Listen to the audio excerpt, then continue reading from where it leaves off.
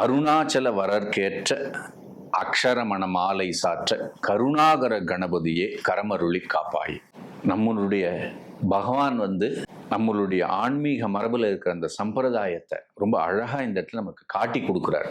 எல்லாருக்கும் தெரியும், எந்த ஒரு விஷயம் எழுதினாலும் முதல்ல எடுத்த உடனேயே பிள்ளையார் சுழி போட்டு தான் தொடங்குறோம். பகவானும் அழகா இந்த இடத்துல அருணாச்சல வரற்கேற்ற அக்ஷரமண மாலை சாற்ற அப்படின்னு அழகா இந்த இடத்துல போடுறார். அருணாச்சலம் அப்படிங்கிறது தலைவனாக கொண்டும், அருணாச்சலம் தான் இந்த இடத்துல தலைவன். ரமண பகவான் தன்னை நாயகியாக பாவித்துக் கொள்ளுது. இது நம்மளுடைய ஆன்மீக மரபுல இருக்கக்கூடிய ரொம்ப முக்கியமான விஷயம். இதெல்லாம் இதை நம்ம தெரிஞ்சுக்கணும்.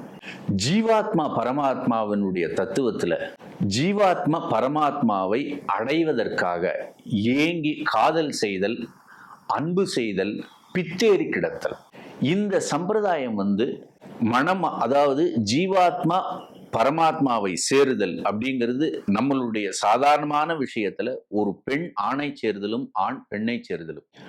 இன்னமும் இதுக்குள்ளார கொஞ்சம் உள்ள போய் பார்த்தோம்னா, ஆண் பெண்ணை பெண் ஆணை அப்படிங்கிறதுனுடைய ஹையஸ்ட் ஃபார்மா இருக்கிறது என்ன அப்படின்னா அர்த்தநாரீஸ்வருடைய தத்துவம்.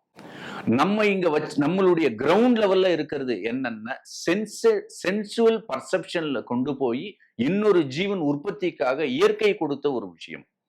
ஆனால் இந்த இடத்துல இயற்கையை தாண்டி ஞானானுபவம் பெறுவதற்காக ஒருவன் தன்னுடைய உடல், மனம் அனைத்தையும் கொண்டு போய் பரமாத்மா விட்ட கொடுக்கிறது.